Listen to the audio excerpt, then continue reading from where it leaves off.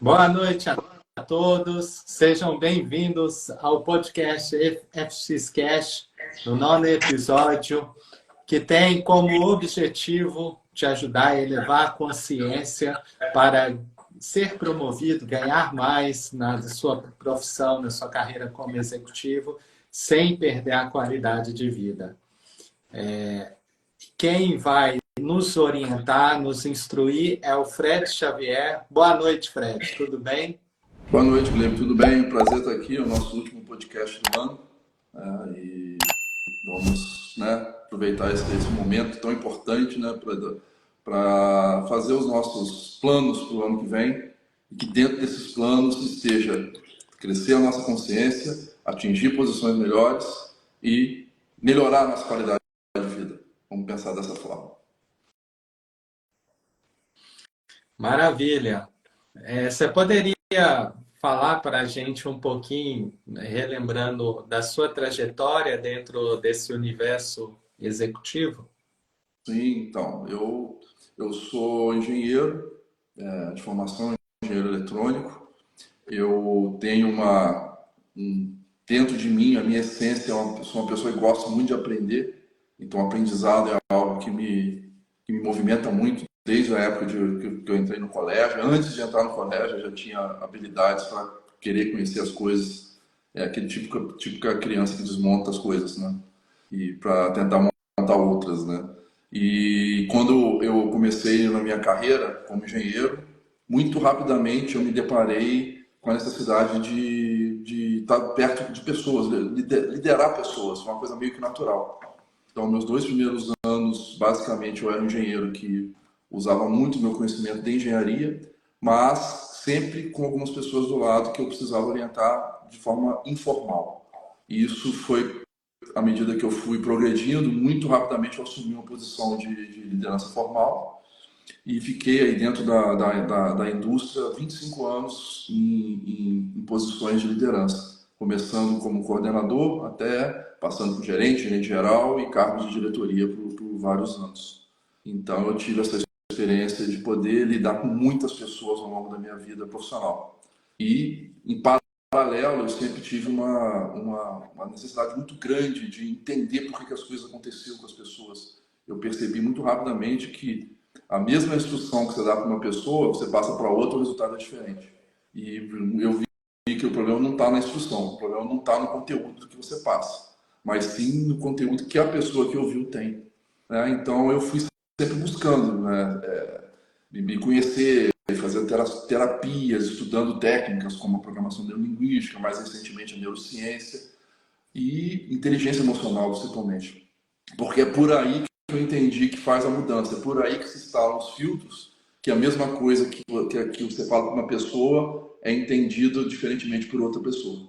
Né? Então foram aí 30 anos, né, cuidando liderando muitas pessoas. Eu cheguei a ter 5.000 pessoas embaixo da área que eu liderava. E depois eu saí da indústria e tomei uma decisão de levar tudo isso que eu tinha passado, todo esse conhecimento em liderança e em pessoas, para poder fazer com que outras pessoas muito rapidamente alçassem posições de líderes de uma forma mais consciente. Uma consciência que eu adquiri ao longo de muitos anos, ela pudesse ser atingida de forma mais rápida. E, na minha experiência corporativa, eu tive muitos liderados que tiveram extremo sucesso com essa abordagem de cuidar de pessoas, fazer uma excelente gestão de pessoas, se autoconhecer profundamente e, com isso, poder ter excelência também para fazer o desempenho das equipes serem excelentes. E com isso eu cheguei a definir, descobrir essa missão de vida, que é ajudar o máximo possível de pessoas que queiram galgar posições de liderança, que já galgam, queiram atingir, elas elevem a consciência dela cada vez mais, através do autoconhecimento, e com isso ela vai conhecer melhor as pessoas e isso vai fazer com que ela naturalmente tenha resultados excelentes dentro daquilo que ela vai ser cobrada dentro do ambiente corporativo. Tá? Então, é só isso que eu quero fazer. Pessoas melhorarem a consciência, se autoconhecerem, tratarem bem da gestão das equipes e terem excelentes resultados, serem promovidas, atingirem cargos maiores possíveis. E a qualidade de vida ela vai vir naturalmente quando você sabe aplicar essas questões emocionais para a sua própria vida. Né? A prisão que a gente se enreda, né? Eu estava conversando com uma pessoa recentemente que disse, puxa, mas eu assumi uma posição de liderança, já me deram 2 celulares no rádio. São questões que a gente se depara no mundo corporativo, né? Mas não é o fato de você receber um rádio, um celular que te aprisiona. É a maneira como você lida com a tecnologia que te aprisiona, né? Então você se aprisiona no momento que você colocou aquilo como tudo que aparecer ali eu tenho que responder imediatamente. Aí pronto, você colocou uma coleira em você mesmo e isso não é favorável para a qualidade de vida. Então é possível gerenciar essas demandas que vêm para as lideranças maiores de forma saudável. Então, isso é uma coisa que eu defendo, que eu pratiquei, e tem várias pessoas trabalhando comigo que praticam e têm excelentes resultados. Maravilha. Eu vejo muitos colegas que buscam esse objetivo, esse sonho de crescer dentro da profissão, dentro da carreira, mas quando eles crescem, eles continuam infelizes ou insatisfeitos, como se aquele vazio interior ele permanecesse. Eu queria que você falasse um pouquinho a respeito da autorrealização. Por que a pessoa, mesmo quando ela alcança o objetivo dela, ela não se sente satisfeita? O que faz isso acontecer? Isso é uma excelente pergunta. A resposta ela passa primeiro por um ponto que é extremamente simples e ao mesmo tempo difícil. Por quê? Basicamente as pessoas elas traçam para elas mesmas planos que não são delas. Esse eu diria que é o principal fator da insatisfação. Essa insatisfação generalizada que a gente vê nas pessoas é porque elas traçam planos que não são delas. O que são os planos dela? Primeiro, se ela se conhecer, ela vai entender que eu preciso me desenvolver para ser um líder eficiente. Quando eu for um líder eficiente, desenvolvido, eu vou fazer coisas muito boas nessa posição, porque ela está congruente com aquilo que eu me desenvolvi. Aí vai ter uma recompensa por isso. Essa recompensa é um bom salário, bons benefícios, etc.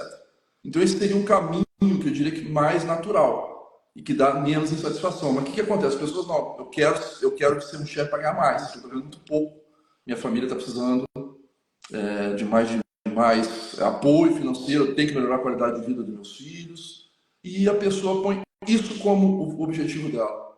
Tá? E quando ela põe o objetivo dela, ganhar mais, virar um chefe, pagar mais, ela vai traçar o caminho pelas vias erradas, umas vias que são incongruentes com o que ela tem dentro dela. Ela vai fazer coisas que de repente vão contra valores dela, porque a visão dela é virar um chefe. Ela vai aceitar coisas que são inaceitáveis para ela própria, então isso vai consumindo a energia da própria pessoa. E quando ela chega lá e recebe isso, ela viu que o caminho que ela traçou não é aquilo que está de acordo com o que ela pensa. Então ela senta naquela posição com essa bagagem dentro dela. E isso vai trazer insatisfação, porque a questão meramente financeira não satisfaz por muito tempo, né? Então, a forma como você chega lá é o que vai te fazer estar mais satisfeito ou não com aquilo que você traçou. E nós somos hoje bombardeados, desde muito novos, com planos de felicidade. Você ser feliz, você precisa casar, você precisa ter filhos, você precisa ter um bom emprego, você precisa ser chefe, você precisa viajar para o exterior, tem que ter carro. Nós somos bombardeados com isso, por interesse meramente comercial. Então, nós vivemos um mundo que ele vive. Eu não estou falando que são coisas ruins essas coisas. O ruim é quando você assiste algo externo e anota para você, eu quero ser isso. Sem olhar para dentro de você e entender, caramba, eu para ser isso, tem um caminho que eu tenho que seguir, não é qualquer caminho. Ou eu não vou ser isso.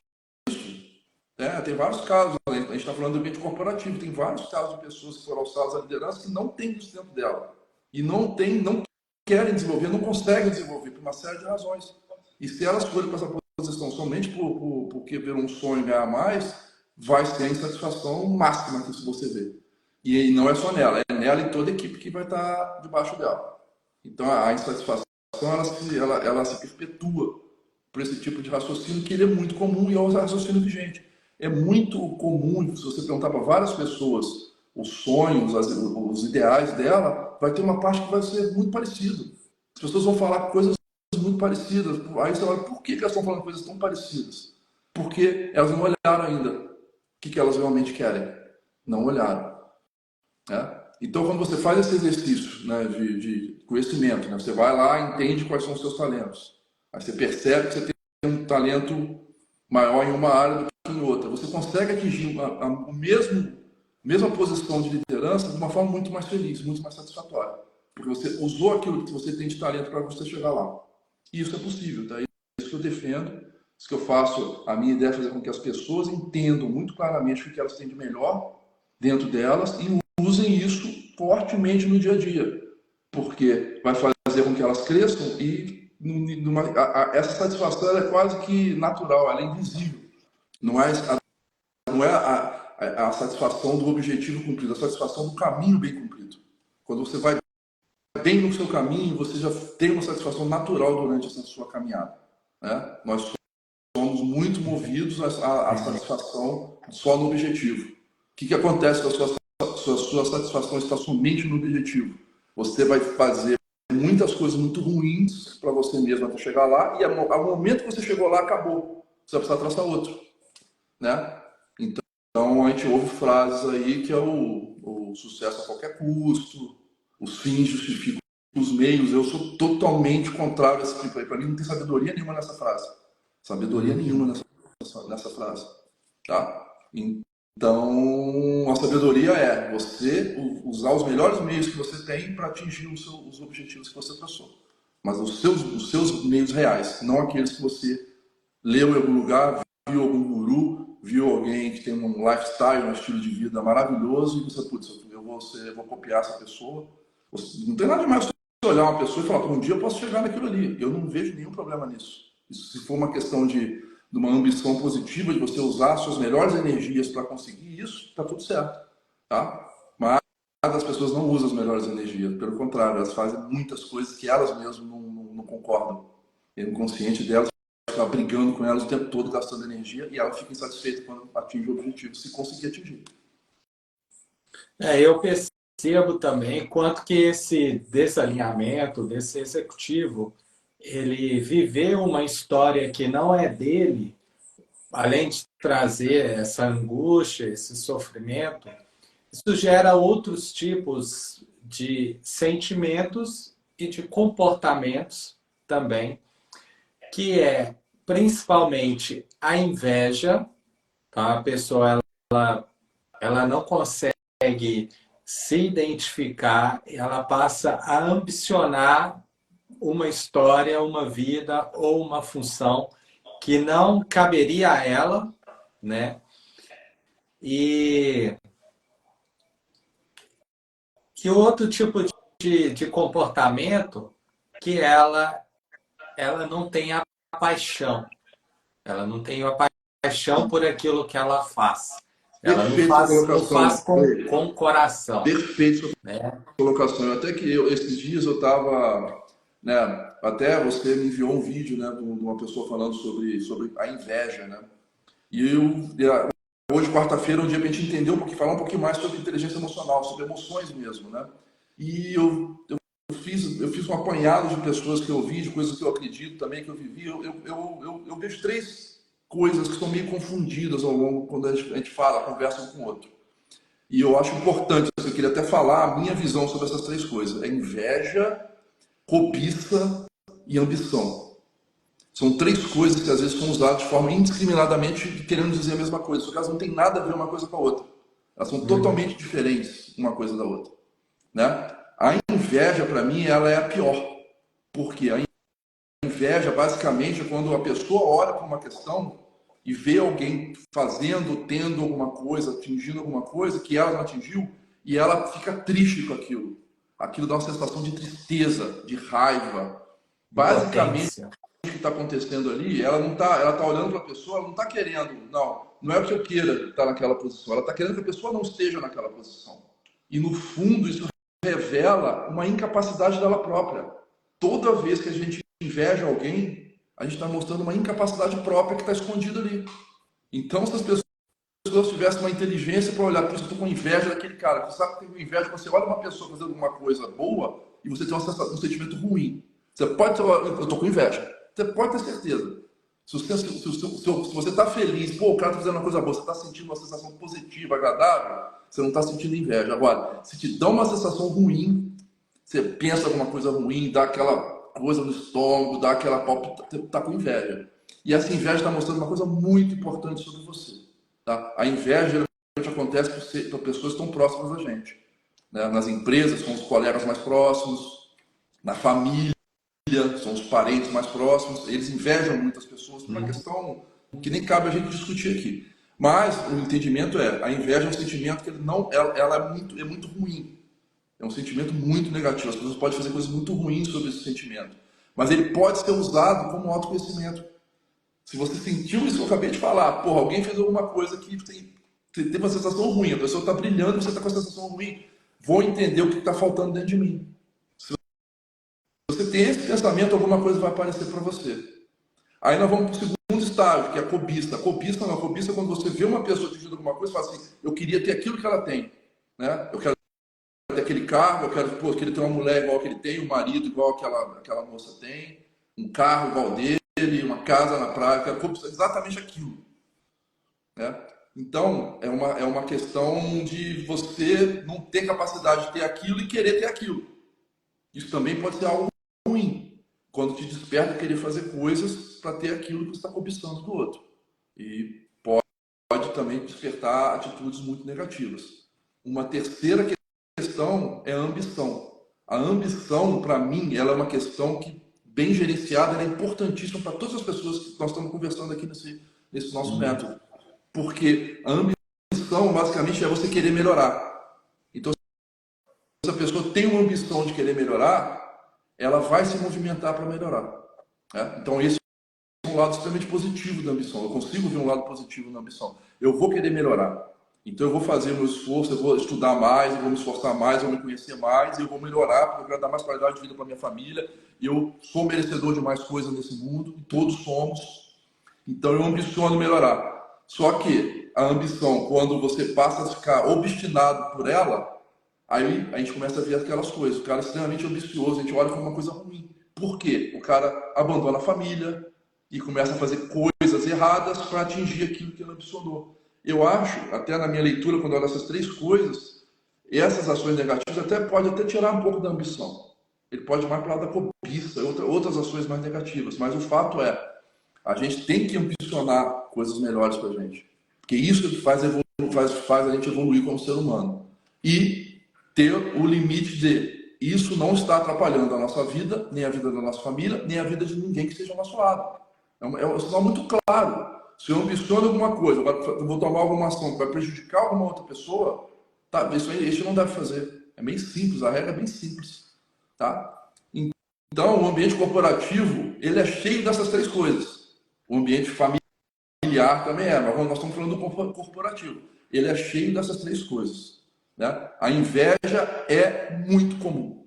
E para mim, ela é a mais fácil de identificar. Porque você sente, gente. Não adianta. A pessoa com inveja, ela vai sentir no corpo. Até treme. Ela fica tensionada. O músculo tensiona. Né? Dá até dor no pescoço. Ela fica com dor na coluna.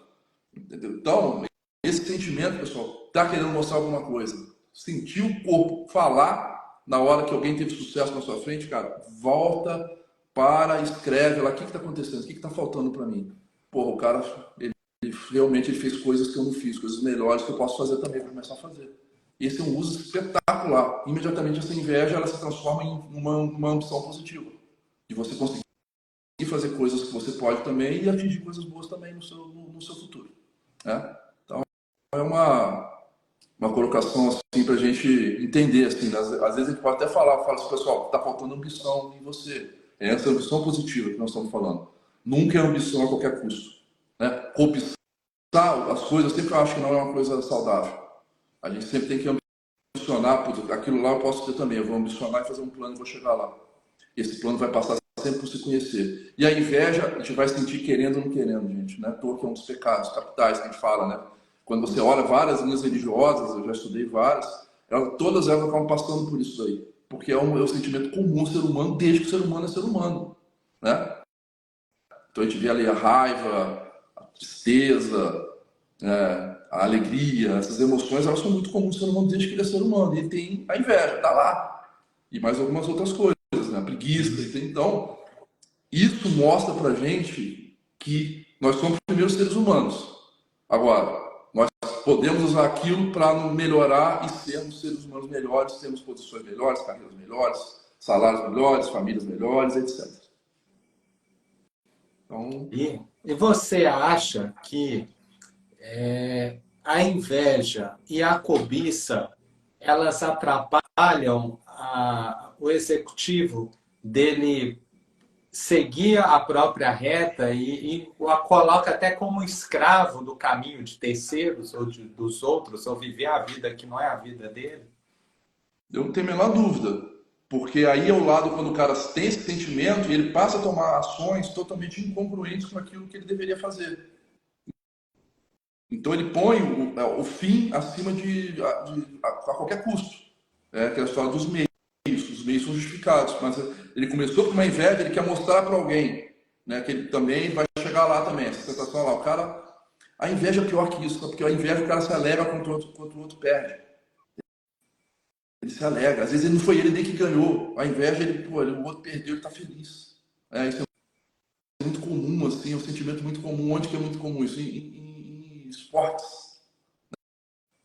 Né? O esporte é muito comum. Né? Ele é movido pela inveja entre as torcidas. Quando um time ganha, os outros estão extremamente tristes. Quando ele perde, ele se alegra. Isso é inveja pura, gente. A gente é apegado a alguma questão, que é uma questão, né, polarizada, e inveja muito os outros resultados que não sejam a sua própria vitória. E isso acontece no ambiente corporativo. E faz as pessoas tomarem ações ruins. Sobre uma emoção de inveja, uma pessoa pode tomar ação muito ruim, ela pode prejudicar outra pessoa. Então é muito importante a gente reconhecer. E volta a falar, o reconhecimento é básico. Viu alguém fazendo alguma coisa boa, sendo reconhecido, tendo sucesso, sentiu o corpo falar, para que você está com inveja. Tá? E isso acontece, atrapalha as pessoas, elas ficam incongruentes, elas tomam ações não positivas e elas prejudicam os outros. E eu sempre falo, o profissional que ele é movido por esse tipo de ação, ele, na maioria absoluta das empresas e posições, ele não tem vida muito longa. Né? Eu lembro que eu tinha um chefe que falava, pô, a pessoa engana poucos por mais tempo, engana mais por menos tempo, engana muitos por muito menos tempo ainda. Então, à medida que você vai subindo na sua posição de liderança, se você está lá movido por essas ações sorrateiras, prejudicando os outros, você não vai durar muito tempo. Não vai durar muito tempo. Isso é um fato. As pessoas vão subir, chega uma posição que eu tinha um colega de trabalho chamado de limite da incompetência emocional da pessoa. Ele não usava a palavra emocional, emocional eu estou colocando. A pessoa vai manobrando, sobe. Chega um momento que ela chegou no limite dela. Na hora que ela sobe de novo, porque ela quer, aí ela cai. Porque ela não consegue enganar muito mais pessoas por muito tempo. Né? Então a gente não quer que ninguém se engane, quer que as pessoas se conheçam, saibam que vão sentir raiva, inveja, vão sentir alegria e outras coisas boas e não tão boas assim, e vão lidar com isso de forma que ela sempre esteja congruente com o que ela está fazendo. Esse é o caminho que vai subir a consciência, o Gleiber. Né? E a pessoa com a consciência elevada, ela vai fazer um bem tremendo para a empresa que ela está. Né? Porque ela vai ter uma equipe engajada, ela vai ter uma equipe produtiva, uma equipe que dá resultados excelentes, e ao mesmo tempo ela vai afetar, né, com uma visão sistêmica, ela vai afetar as outras áreas, ela vai afetar o meio ambiente, porque ela vai fazer ações positivas que sejam boas para o meio ambiente, e isso cada vez mais vai ser exigido do executivo, eu não tenho a menor dúvida. Né? Por mais que muita gente discute comigo, não, você está idealista, eu não estou idealizando, eu vivi isso na prática. Eu era uma pessoa que trabalhava assim, tive excelentes resultados, muito melhores do que se eu não fosse assim. Eu vi companheiros meus que talvez tiveram o resultado, sucesso de cargos parecidos, mas com resultados muito piores. As empresas não vão aceitar mais isso. Não vão aceitar mais isso. Tá? Então, Isso aí Sim. O ambiente executivo, eu vejo que ainda ele vive uma influência muito forte da época da Revolução Industrial, não que tenha dúvida. o funcionário ele era visto, né, dentro da indústria igual uma máquina. Olha, você tem que produzir, não me interessa o que você está sentindo, se você está com problema, você não está, eu quero X, né? A sua função é essa, o setor é esse, você tem que me entregar X em tanto tempo. E aí, os executivos, eles não param para perceber o quanto que essas coisas minam. O sentimento da inveja, por exemplo, ele gera outros filhotes terríveis, que é o quê? A maledicência e, Uhum. Isso, e a bajulação. A perfeito. bajulação e a traição. Então você vai atrair, né, aquele tapinha nas costas, você é Aham, demais, vai por trás, o cara tá tá. metendo a ripa. Bom, e diante desse contexto, o que o executivo, quando ele é recém-promovido, como que ele pode lidar com essa situação aí da equipe dele? Bom, você falou uma coisa muito interessante, né? A Revolução Industrial, ela não mudou só a relação de capital-trabalho, que basicamente surgiu ali. Ela mudou o sistema escolar inteiro. Nós vivemos um sistema escolar aí que já tem mais de um século, que ele é igual, ele não muda. É uma, são professores passando conteúdo e as pessoas que repetem melhor o conteúdo que é passado são as que têm mais sucesso. Vão para as melhores faculdades, continuam repetindo conteúdo. E isso, na verdade, é uma forma das pessoas se prepararem para entrar nesse ambiente corporativo, de máquina. Sim. Né? Então, isso está acontecendo e mudou muito pouco. Só mudou que hoje temos iPad, lousa eletrônica, mas o conceito, na maioria das escolas, não é o mesmo, sabe? Então, você prepara os cidadãos para entrar nesse modelo. E esse modelo ele tem uma premissa muito básica, Guilherme, muito básica, que rege todo ele. Né? É o que eu chamo de. A gente na PNL chama de pressuposto. Tem um pressuposto desse modelo que é o sucesso financeiro, ele justifica tudo. Porque o sucesso financeiro faz as empresas crescerem, faz elas empregarem mais pessoas, faz ela gerar mais riqueza para os países onde ela está, para as cidades, para as pessoas, etc. Então, esse pressuposto está lá. Então tem que ter sucesso financeiro. A gente fala assim, tem que mexer na última linha, no bottom line, tudo que a gente faz, por quê? É como se isso justificasse tudo que é feito. Tá? Então, o que eu entendo? Isso é uma verdade parcial. O sucesso financeiro ele é necessário no ambiente que nós vivemos hoje. Só que cada vez mais as pessoas já começam a perceber que às vezes o sucesso financeiro local que prejudica o entorno dele, ele não é válido mais. Tá? Então isso chama-se visão sistêmica. Você entender o efeito de tudo que você faz no todo. Né? E eu acho que isso é o principal fator que um executivo, a pessoa que assume uma equipe, ele tem que entender. Ele tem que entender exatamente tudo que ele está fazendo junto com a equipe dele, qual o impacto daquilo no todo. Né? Ele vai ter clientes, vai ter fornecedores, independente, né, se o cliente dele é uma própria área, uma nova área da própria fábrica, se o fornecedor é uma outra área. Se ele começa a entender isso e trata as equipes dele de forma totalmente não como você descreveu, as pessoas não são máquinas, e né, já teve uma época aí que a ciência descreveu o ser humano como uma máquina, já teve estudos aí médicos eles fizeram uma total anatomia do corpo humano, entenderam toda a fisiologia, agora já sabemos tudo sobre o ser humano. Um erro terrível, porque o ser humano ele é mais mental do que fisiológico, muito mais. Né? Então, é isso que tem que ser considerado pelo líder. Não só o novo, quem é líder hoje, quem já é um líder diretor, ele tem que olhar isso. O olhar sistêmico dele, isso se aprende, você aprende a ter esse olhar, você aprende a ter visão estratégica, você aprende a tomar todas as suas decisões fazendo essas perguntas depois. Você olhou o que está na sua frente, depois você vai essa decisão, qual impacto que ela vai ter para frente, para trás, para o lado, para a sociedade, para a comunidade, para o futuro. E isso está sendo exigido, tá? Não é mais uma conversa só de parede, que eu chamo. Conversa de parede é quando a empresa escreve lá valores, planejamento estratégico, etc. Não. Está sendo exigido das empresas, porque elas não vão conseguir mais fazer negócio se elas não se comportarem dessa forma. Então, eu diria que o empresariado e os executivos, eles estão sob fogo cruzado. Eles precisam mudar um pouco a mentalidade dele, que o financeiro justifica tudo, né? O financeiro precisa ser atingido, né? Aqui nós não vivemos num mundo que se sustenta só com trabalho voluntário sem lucro. Não existe isso ainda, tá? Então, a gente precisa que isso aconteça agora.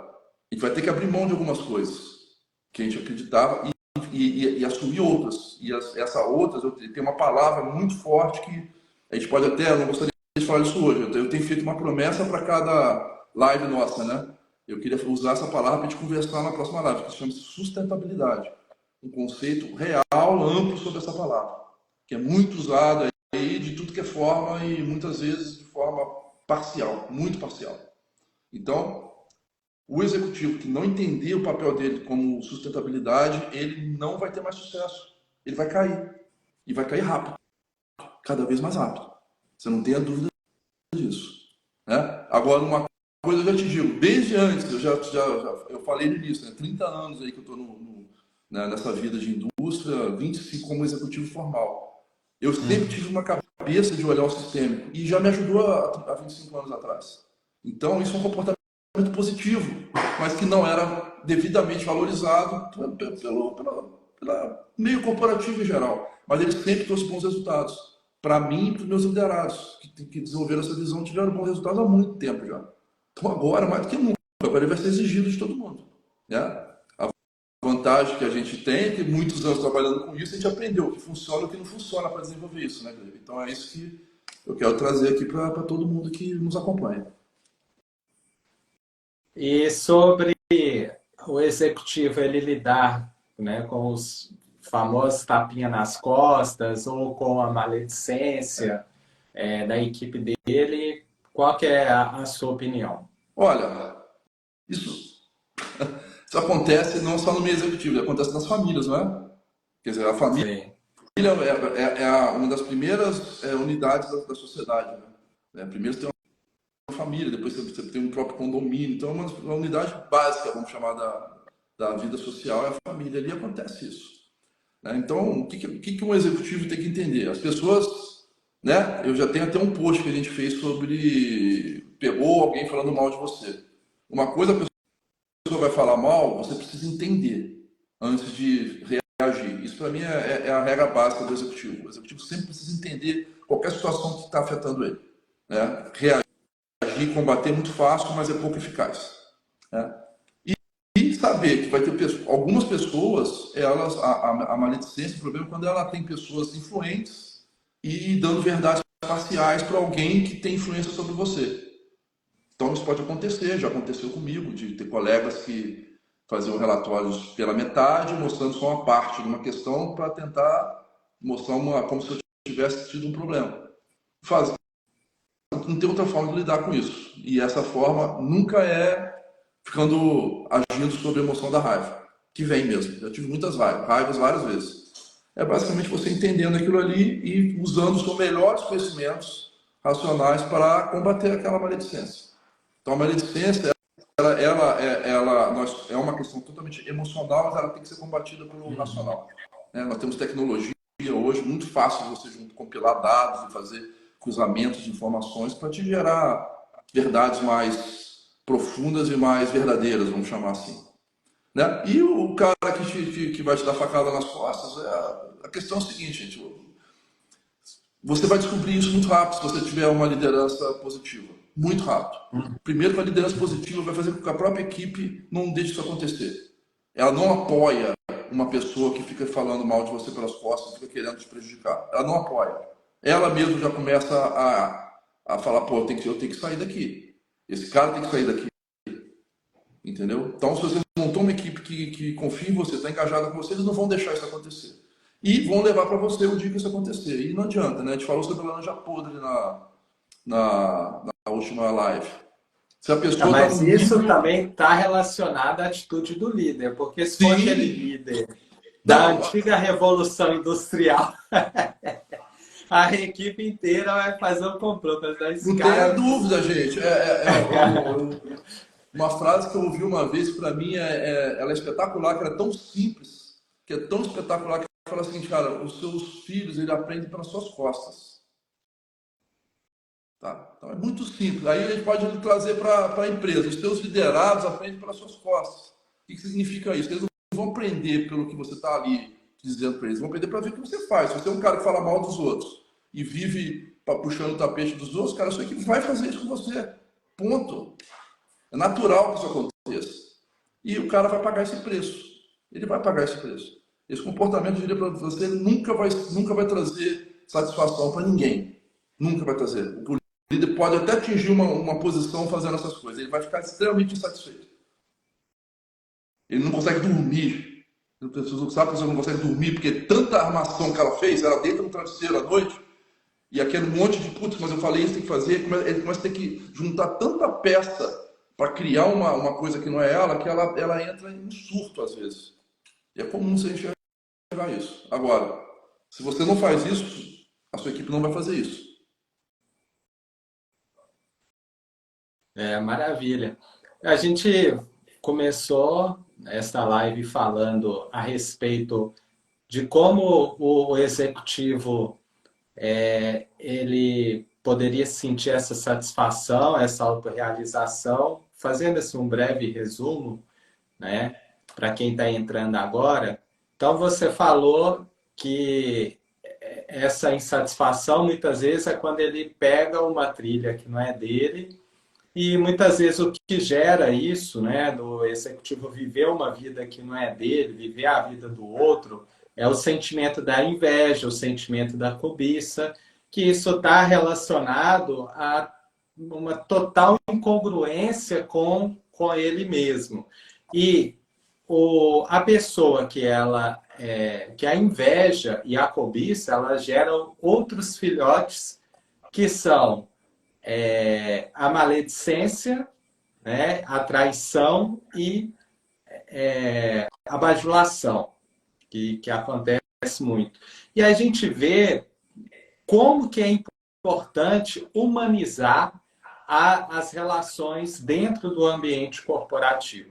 De começar a se desvencilhar um pouco dessa cultura da revolução industrial, de que você tem que trazer resultado, não me interessa a sua pessoa, nem me interessa, é o resultado, não me interessa o meio ambiente, não me interessa a comunidade onde que a empresa está inserida, o que interessa é cada vez mais o resultado, os lucros. Então, é importante essa humanização. Para quê? Para que o próprio executivo ele evita de cair nessas armadilhas ou de eles acumular tantas coisas, fazer tantas coisas erradas e aí ele não ter mais saída, não ter para onde ir, acabar, né? Ter um fim muito triste, acabar com uma situação muito mal, principalmente quando ele está em posições que têm muito poder. Quanto mais poder, maior é a responsabilidade. Sim. E da mesma forma que eu acredito que o mal ele pode prosperar dessa maneira, o bem também pode prosperar. Da mesma forma. Da mesma forma. Então, eu queria, assim, para a gente poder fechar essa live, que você nos dissesse como que o executivo ele pode fazer esse movimento interior, então tudo começa de dentro, né? De transmutar esse sentimento da inveja que ele identifica nele mesmo, e ao invés de deixar que esse mal ele prolifere em outros males, como que ele pode transformar isso e gerar isso em virtudes, e fazer dessas virtudes tragam prosperidade para a vida dele? Excelente pergunta e ela combina com o que eu tinha planejado falar hoje para as pessoas. Use esse momento do ano, que é aquele momento que para mim é um dos maiores bênçãos que nós temos aí na nossa sociedade, é o calendário. Porque o calendário você encerra um ano e começa o outro, né? Você imagina um mundo que não existisse isso, simplesmente fosse para frente, incontáveis dias e você não mede. Você nunca ia ter um momento de você fazer, como a gente diz, né? Fazer um reset e poder começar de novo. novo, isso dentro da nossa mente tem um papel muito forte, muito poderoso. Porque a gente tem um momento que tipo, você naturalmente se obriga a olhar as coisas que aconteceram, que foram boas, foram ruins, e reprogramar outras coisas para o próximo período. E isso faz com que você se energize, faz com que a sua mente veja coisas diferentes. Né? Então vamos aproveitar isso, está chegando esse momento. Né? As pessoas costumam fazer, né, os votos dela, ano que vem eu vou ganhar mais, eu vou ser promovido, eu vou fazer coisas diferentes, isso é excelente. A minha proposta para a gente entrar nisso que você perguntou é, ok, pega esses objetivos e continue com eles. Ó, meu objetivo para o ano que vem, eu sou um supervisor, quero virar coordenador, eu sou um gerente, quero virar gerente geral. Isso é um objetivo nobre, não tem nada de errado com esse objetivo. Aí você começa a desdobrá-lo agora para esse lado. Mas peraí, gente, quais são os comportamentos adequados para essa coisa esse objetivo que eu quero traçar, que eu quero atingir? Olhe para o comportamento e você se olhe. Ah, pô, um gerente geral é um cara que tem bastante empatia com a equipe. Putz. Aí você olha para você, caramba, talvez eu não tenha tanta empatia assim. Aí cada um vai saber. Putz, eu tenho bastante inveja daquele cara lá, que é um gerente geral hoje. Eu quero aquela posição. Opa, por que eu estou com esse sentimento? Ponha na sua meta de ano, do ano uma submeta de entender qual o comportamento que você pode melhorar. Escolha aí dois ou três. Dois ou três. Ó, eu preciso ouvir mais as pessoas. Eu preciso entender melhor as situações antes de dar uma opinião. Isso são comportamentos. Pessoas que falam muito rápido, sem avaliar. Descubram coisas desse tipo, porque isso é fácil de fazer, gente. A gente tem esse conhecimento. É só você parar e pensar, focado no seu objetivo. Traça esse objetivo emocional. E a partir dele, busque ferramentas para trabalhar. Hoje tem muita ferramenta por aí, Gleiber, muita. Né? Eu acho que todo mundo que tem uma função de liderança hoje ou quer ser um líder, deveria fazer um curso de inteligência emocional para saber profundamente o que é isso. Só dele olhar para isso, ele vai pegar as questões mais críticas e ele vai conseguir reconfigurar. Né? Então, esse é o meu desafio, gente. Pega as suas metas, transforme ela naquilo que realmente está pegando um comportamento e ponha como o seu objetivo de curtíssimo prazo fazer um curso, né? Buscar alguém para me ajudar. Eu sempre falo que toda empresa tem alguém que pode ajudar a gente. Né? Eu tive vários mentores na própria empresa que eu trabalhei. Né? E você tem mentores fora também. A gente está se propondo a fazer isso também, para pessoas que não conseguem na própria empresa ou na própria família.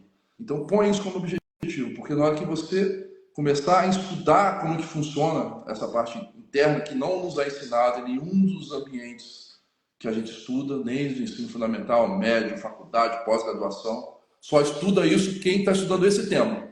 Se o cara está fazendo uma pós-graduação em inteligência emocional ou um curso que puxa isso, provavelmente curso de psicologia e outros, ele vê, senão ele não vê.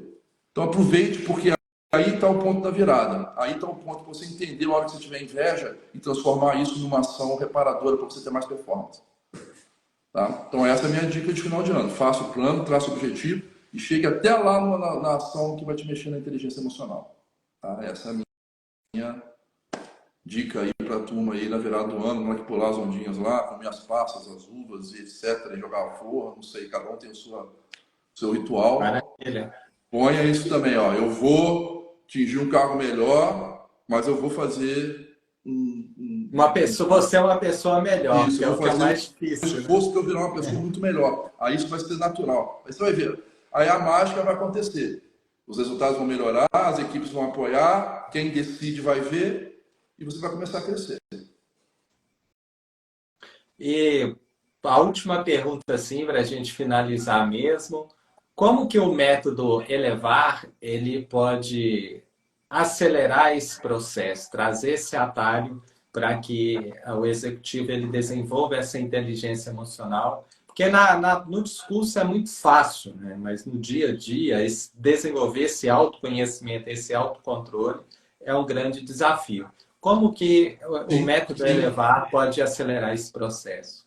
Por isso que eu criei ele, né, o Gleiber, porque exatamente eu vejo muitas pessoas boas falando coisas certas sobre isso, né, falando dos comportamentos adequados, né, putz, tem coisas maravilhosas, eu sempre falo isso e eu compartilho isso, né. Antes de entrar no método, a gente fala se você cria uma visão da pessoa. Qual que é a visão? Qual que é a visão do líder que tem mais sucesso? A gente cria essa visão. Então, essa visão que é mais sustentável, que tem ações positivas, colaborativas, etc. Então, a gente cria uma visão. Aí a pessoa vai ver que está tudo torto dentro dela. Eu não consigo fazer quase nada disso, ou consigo fazer poucas ou muitas coisas que estão ali nesse líder que eu criei essa visão. O método ele vem para mexer em fatores que eu aprendi ao longo da minha vida e que deram certo para mim. Então ele vai mexendo dentro da pessoa e fazendo ela se autoconhecer, promovendo isso nela. Né? A primeira letra a gente fala do eu, então a gente vai entrar lá dentro de ferramentas para a pessoa descobrir talentos, olhar os comportamentos que são mais prejudiciais a ela e recontextualizar. Né? E ele vai evoluindo, então ele vai olhar também uma questão de ancestralidade, né?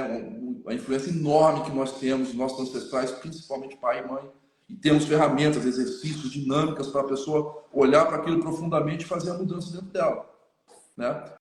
E vamos olhando também a parte de relações, como você, como o emocional, ele afeta totalmente as relações, e o líder ele é um cara totalmente, ele é o tempo todo exposto à relação, o tempo todo. Então ele precisa entender isso dentro dele. Então você usa ferramentas para saber como que ele lida com a equipe, com a maturidade da equipe. Então são algumas ferramentas, algumas coisas que eu usei ao longo da minha vida que deram certo, que eu trago de forma encadeada para a pessoa fazer a transformação. O que eu sempre digo é o seguinte: o que a gente usa é muito parecido, mas cada pessoa vai usar de um jeito.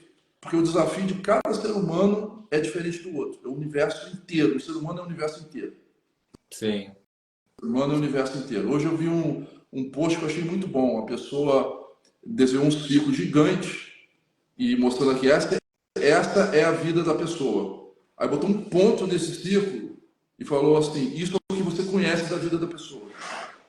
Aí como que você vai querer ter qualquer tipo de julgamento? E isso você trabalha no método. A pessoa se conhecer e entender esse círculo. Porque ele nunca vai querer julgar o outro pela lente dele.